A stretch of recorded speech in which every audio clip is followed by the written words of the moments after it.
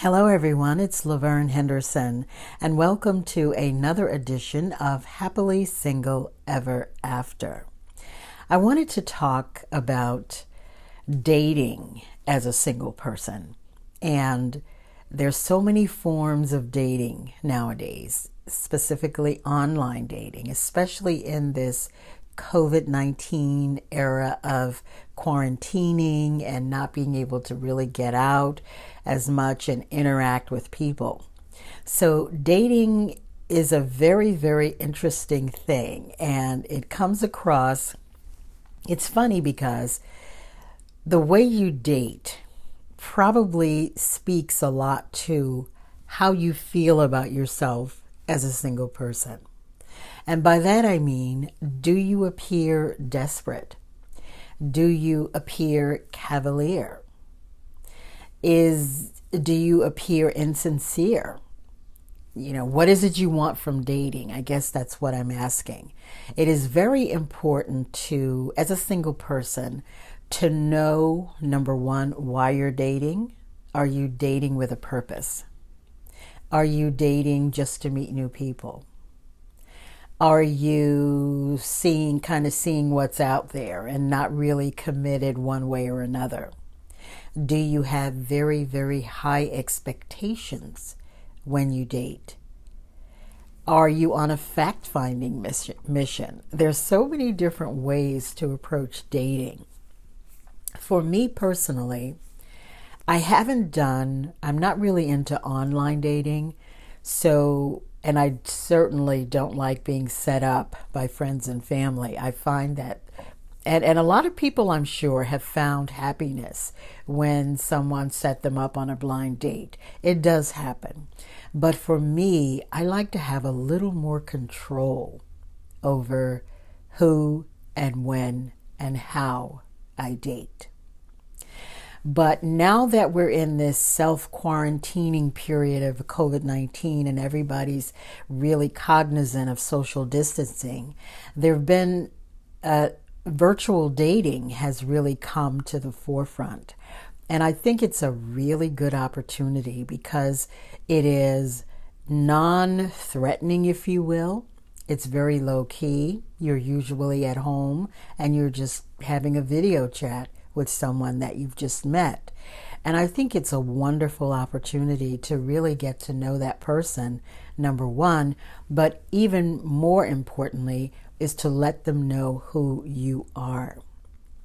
And that's where being single, if you've been single for a while, I think it's okay to admit that. If you're not looking for a committed relationship, or if you are looking for something committed, to be committed in long term, it's also important to let them know that as well. I think honesty is the best policy, especially when you're dating. You have to know, first of all, what it is you want and the type of individual that you're looking for. I think we have to be careful, though, when we have built up this image of Mr. or Ms. Right. And we have this list where we're checking off all of these qualifications and characteristics that we want our ideal mate to possess. And maybe they don't. Maybe they come in a different package than what you expected. Maybe they're a different age than what you expected. I think it's important, even though you have standards or ideals that you're looking for, it's also very important to be open-minded.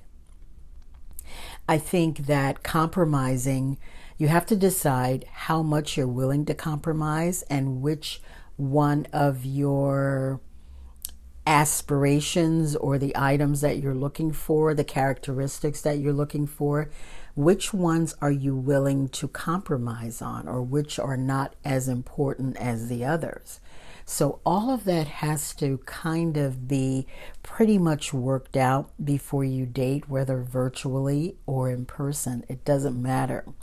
And before you even write your list or have your ideas of what you're looking for, you have to know yourself. You have to know your strengths, your faults,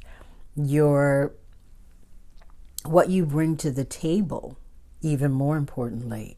And you have to feel comfortable about yourself, because if you come across as too needy, too desperate, too anxious to find a mate, guess what? Even virtually, that's going to come across.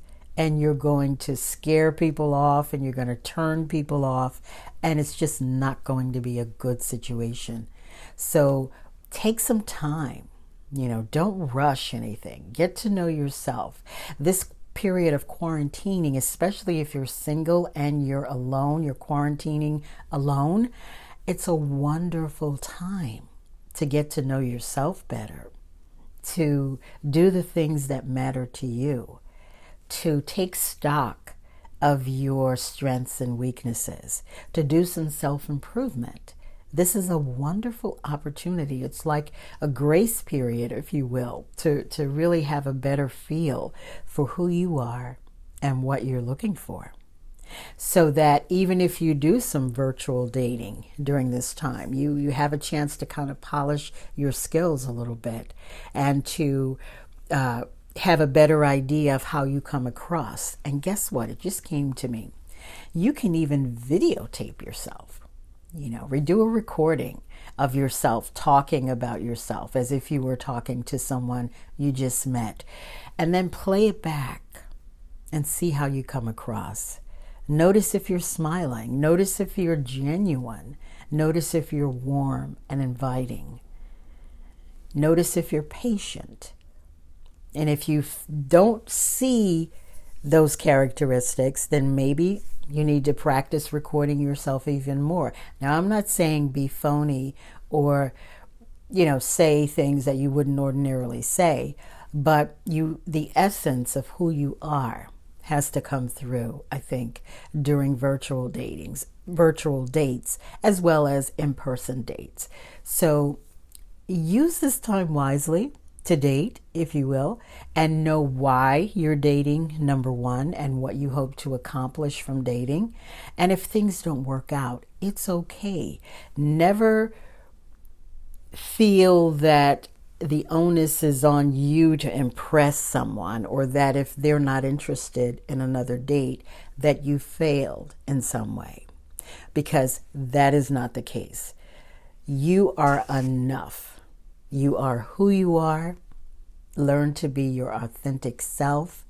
Learn to make sure that your strong points shine through. Acknowledge your weaknesses. Be honest about why you're dating and what you're looking for. And I'm sure that in no time, you'll find that right person. They will come to you. You will attract them. You will manifest them. It's really not that difficult. Just learn to be patient with yourself, and just learn to be true to yourself and honest about your expectations. So as we continue through this period of COVID-19, be very safe out there and use the time wisely to get to know yourself for some self-care, some self-reflection, and some self-improvement. Thanks for watching.